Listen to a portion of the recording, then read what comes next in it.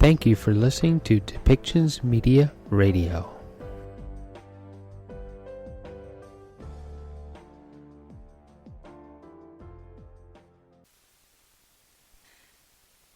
Thank you so much. Happy International Women's Day. Good morning. I would like to take this opportunity to mark International Women's Day, a day to celebrate the wonderful accomplishments of women, girls, and non-binary people in Canada and across the world. It's also important that we use this day to reflect on the inequalities women continue to face and the work that still needs to be done. Women in Canada are 10 times more likely than men to be the victim of police-reported sexual violence. Sexual harassment and violence against women can happen in the home, out in public, and in the workplace. Women who report sexual harassment and violence are often not listened to or taken seriously or are further victimized, making it hard for them to come forward. The Liberal government has proven through recent incidents that they are part of this problem. This government is starting to exhibit a reoccurring pattern of ignoring allegations of harassment against its top members.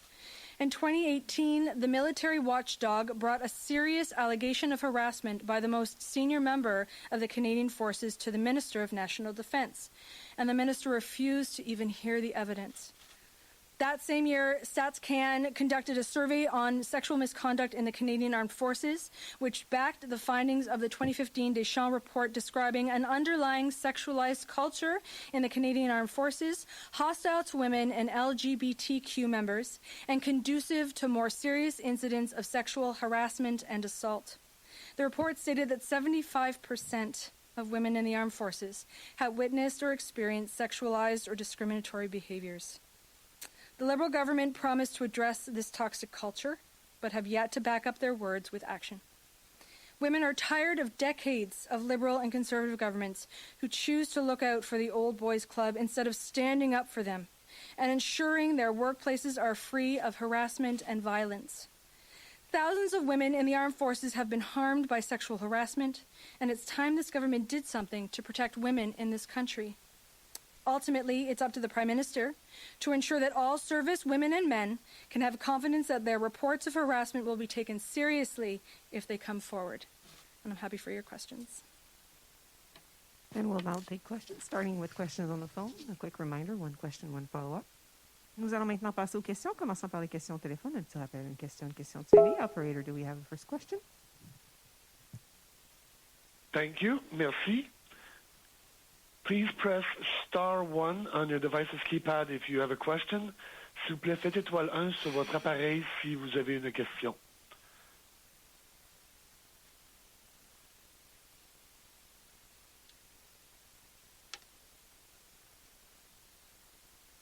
There are no questions registered at this time. Il n'y a aucune question à ce moment-ci. All right, we'll take questions from the room. David? Hi, Madam Mathyssen. Thank you so much for taking our questions.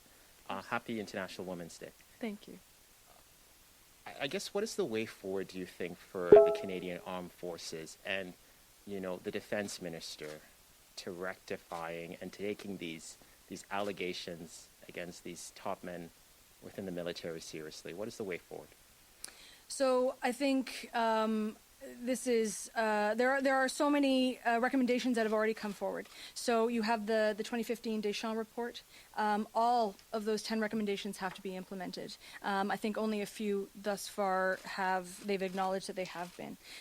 Even in 2019, the Status of Women Committee put forward a report. They studied and they said as well these 10 recommendations by Deschamps, but also additional recommendations have to be put forward. So I think that that's a good start. But as well, to get at what we need to right now, we need to further investigate this. I think that the work of the Defence Committee is key. I think that the Minister has to come before that Defence Committee. And we need to have better access. Accountability has always been an issue with this government. Sadly, it is now, but really opening things up to see what the PMO knew, what the Prime Minister himself knew. He needs to be honest with Canadians. The Minister needs to be honest, and they need to take a look at, instead of protecting their friends and protecting their own as they so often do in so many different examples. They need to stop burying their heads in the sand, and they need to get at that systemic issue of violence and harassment and gender discrimination. And now they need to start immediately. They could have started long ago, but they need to start immediately to really get at what they need to. I'm curious, what did you think of what I believe it's the former military ombudsman Walborn at committee said when he brought that allegation to Minister Sajjan, and he basically took a step back, and the conversation ended there. What did you make of that of what Walborn had to say? What did you make of that? I think that this was an incredibly dedicated civil servant who did his best to try and bring really serious issues forward, and who wasn't allowed to. And he tried to make his position far more influential, because it has to be. It has to be independent. That is actually one of those recommendations from the Deschamps report. That he has to have the independence to not be stymied at that political junction with the minister. I think that he was extremely frustrated, and it's interesting. My mother was the member of parliament before me for my riding. I'm incredibly proud, so I reach out to her to say Happy International Women's Day to my mom. But she met with Walborn at the time. She was on the Status of Women's Committee when they issued that report. And he said he had told her that he had to resign, that he was stepping back. He couldn't tell her why, but she told me that she felt how disappointed he was, how powerless he felt to make the change that he needed to. And now we know the reasons why. And I think that it's unacceptable that we're on to the next generation and we're still having to deal with these issues. So I am grateful to him for having the courage that the Prime Minister and that the Minister didn't seem to have to step up and bring this issue forward, as well as the women, of course, who are stepping up and have the courage to do their job and to put themselves out there and to stand up for not only themselves but other women. Next question, Chris. Hi, Chris Reynolds, Canadian Press. The government has said that they followed all proper steps when the former ombudsman raised the allegations against General Vance, and that their hands were pretty much tied because Gary Walborn would not provide more information about the specifics of the allegation. What more do you think should have been done in that circumstance? I think that they asked for those women's names. They asked for the specific woman's name, and he refused to give that to protect her because she had not given permission to come forward yet, but they could still investigate. Like I said before, this isn't an unknown issue. This is something that we've known about for years as a problem within the Canadian Armed Forces. They've recognized it themselves. In that circumstance? I think that they asked for those women's names. They asked for the specific woman's name, and he refused to give that to protect her because she had not given permission to come forward yet, but they could still investigate. Like I said before, this isn't an unknown issue. This is something that we've known about for years as a problem within the Canadian Armed Forces. They've recognized it themselves. That's why the Deschamps report was issued, was brought forward, and they said that they wanted to implement those changes. The government needs to implement those changes. Those recommendations have been on the books for at least 6 years now, of which the majority they have been a majority government. I think, again, one of those key recommendations is for that position, that ombudsperson, to have more power to respond or to report directly to Parliament. I think that's a key first step that so many have asked for to move forward with this, to give that ombudsperson more of that independent power to do the investigations. But there's clearly something missing here between the story that the Minister has told and Walborn has told. There are clearly points here that the Prime Minister said he knew nothing about it, and yet his key top official knew. And we need to get to the bottom of that. On that subject of independent investigation, the Erin O'Toole has suggested that a federal Conservative government would create an independent agency, completely distinct from the military, rather than under its umbrella, to look into allegations or complaints of sexual harassment or misconduct. Is that something that you would support? New Democrats for a long time have called for that independence, that power of the ombudsperson to report directly to Parliament. That's key. And we need to support those commissioners far more, give greater power, whether it's, it's the ethics commissioner or the lobbying commissioner. We believe that those are key points within Parliament that need to have that independence to keep that accountability first and foremost. Because unfortunately, previous governments, both Conservative and Liberal, have shown that they cannot be relied upon to do it themselves and police themselves. And a direct quote in the report to the Status of Women Committee was exactly that those self-regulating, self-policing institutions, they don't work, and you need that greater authority. So I believe, of course, in an NDP government coming forward and implementing those independent commissioners and giving more power in that regard. And we'll now check on the phone if we have any questions. Operator? Thank you. Merci. Once again, please press star 1 on your device's keypad. De nouveau, faites étoile 1 sur votre appareil. We have a first question. It is from Cormac McSweeney, from City News. Your line is open. Yeah, I just wanted to ask a little bit off the military angle of this, but, we do have a spring budget coming up from the federal government. It is International Women's Day. Number of reports have shown how much harder women have been impacted in this pandemic than men, and I'm wondering what you're hoping to see in the spring budget in order to address the inequality and the way women have been hit harder in this pandemic and try and make a more equal economic and societal situation for Canadians in the recovery.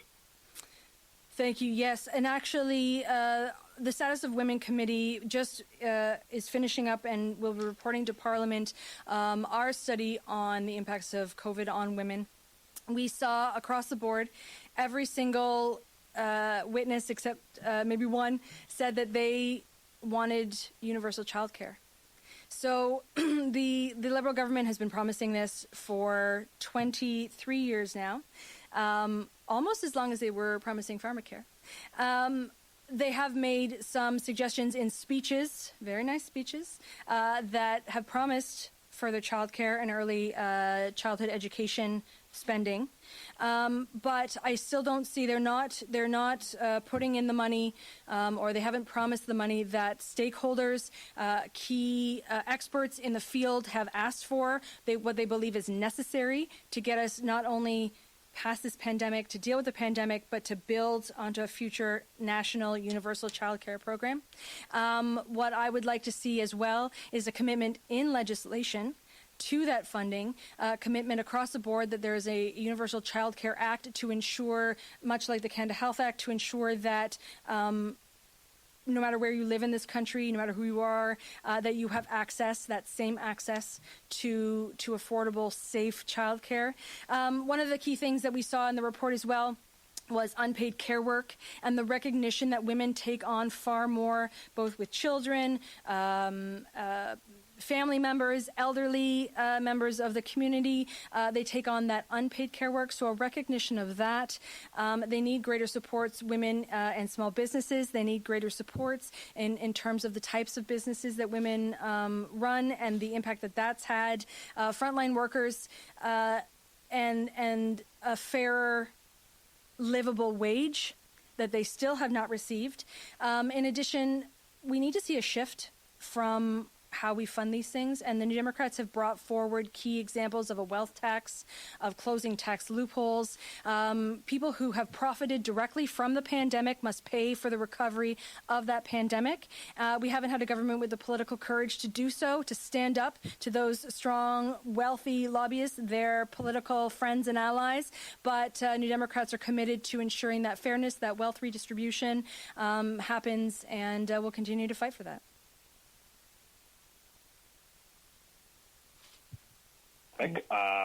But the Harry and Meghan interview has caused a lot of waves around the world, and I'm wondering what your reaction is to the claims that they made in regards to conversations and things that happened to them and how they were treated within the royal family. And do you believe that this will spark a new conversation in regards to the role of the monarchy in Canada? A recent poll shows as many as 45% of Canadians feel like we should be severing ties with the monarchy. Do you support that? I welcome a further conversation for sure, and I think that it's interesting that this new generation of royals is playing such an interesting role and changing the way that we see things. But yesterday's story, it was horrible to hear what they had to go through, what Miss Markle had to go through. Again, I think this is just much like the story we're talking about today with the Canadian Armed Forces. These are archaic institutions that are dripping in systemic racism and gender discrimination and the problems that has on all kinds of mental health.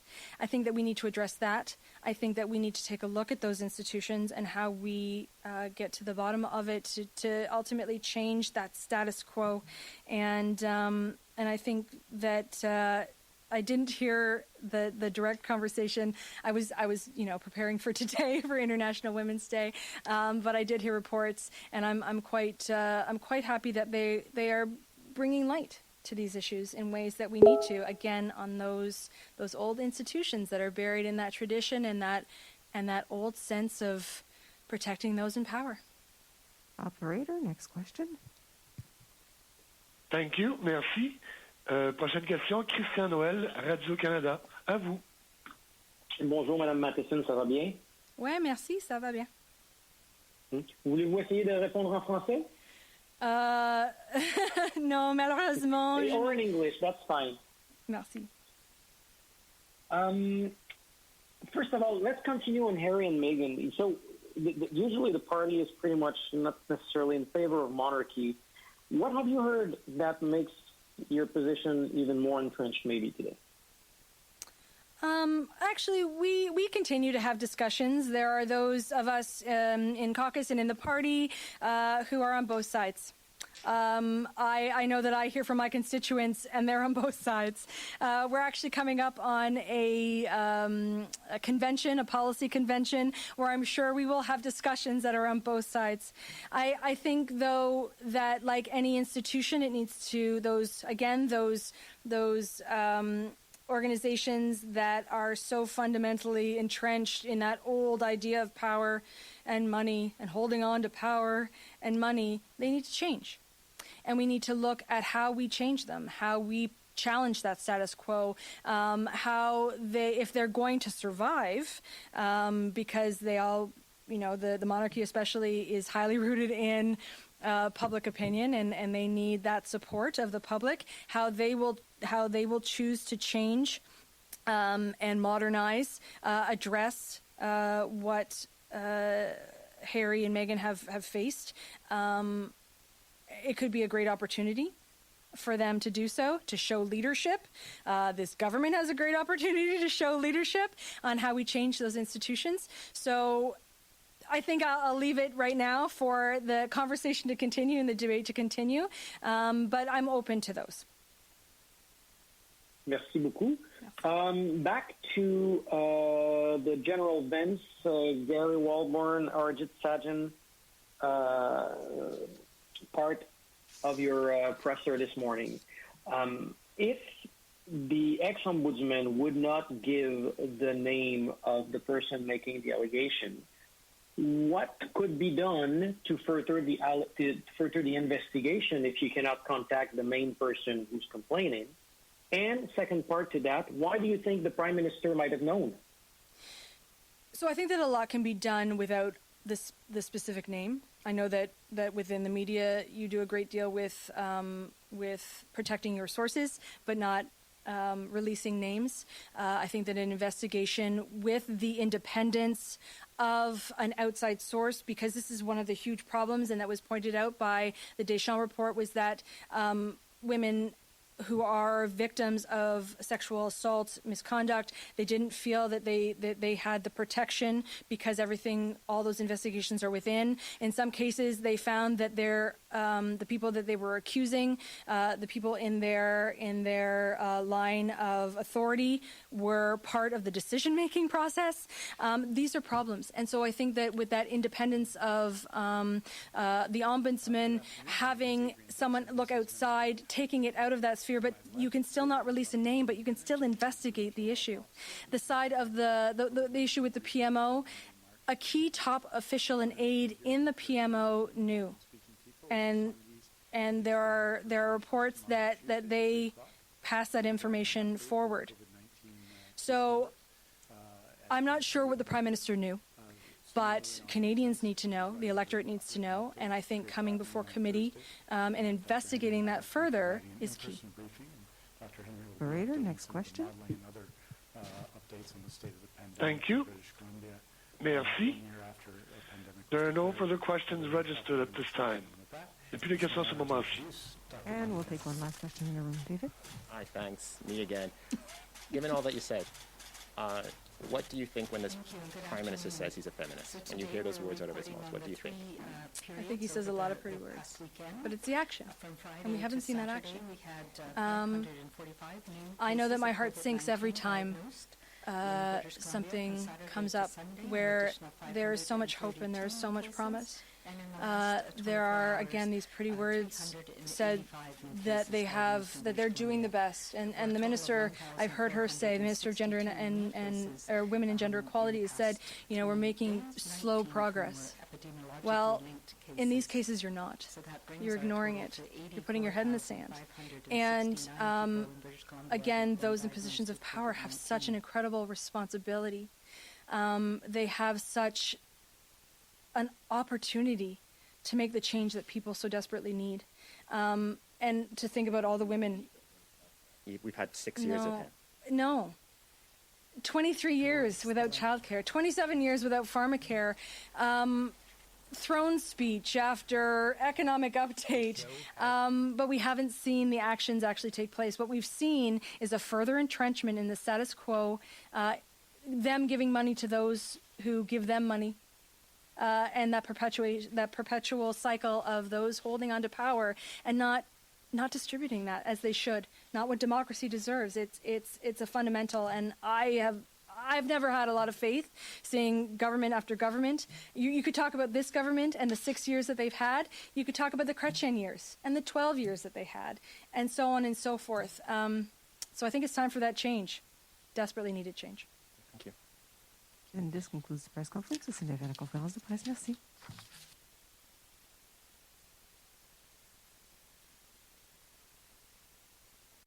This show has been produced by Depictions Media.